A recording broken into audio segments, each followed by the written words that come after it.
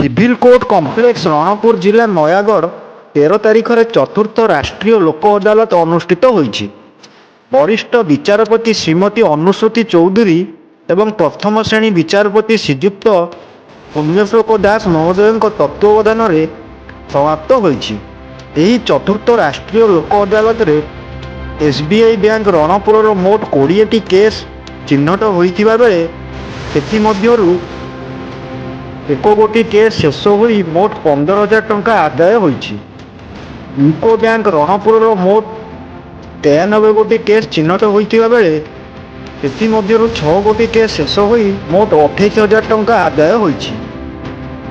SBI bank ମଝିଆ ଖଣ୍ଡର ମୋଟ 28ଟି case ଚିହ୍ନଟ ହୋଇଥିବା ବେଳେ ସେଥିମଧ୍ୟରୁ 6ଟି କେସ୍ ଶେଷ ହୋଇ ମୋଟ 1,85,000 ଟଙ୍କା ଆଦାୟ ହୋଇଛି ଏବଂ ନାବ ଫାଇନାନ୍ସ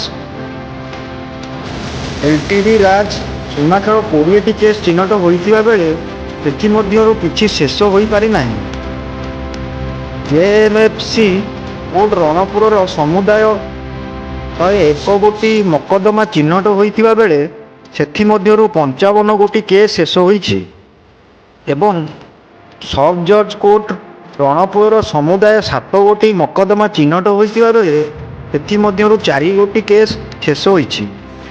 ବାର୍ ଆସୋସିଏସନ ରଣପୁର ଏବଂ କୋର୍ଟ କର୍ମଚାରୀମାନଙ୍କ ସହଯୋଗରେ ଚତୁର୍ଥ ରାଷ୍ଟ୍ରୀୟ ଲୋକ ଅଦାଲତ 2025 ସୁଚାରୁ ରୂପେ ପରିଚାଳିତ ହୋଇଛି। ରଣପୁରରୁ ବିପିନ ପ୍ରହରାଜଙ୍କ ରିପୋର୍ଟ, ଓଡ଼ିଶା ନ୍ୟୁଜ୍।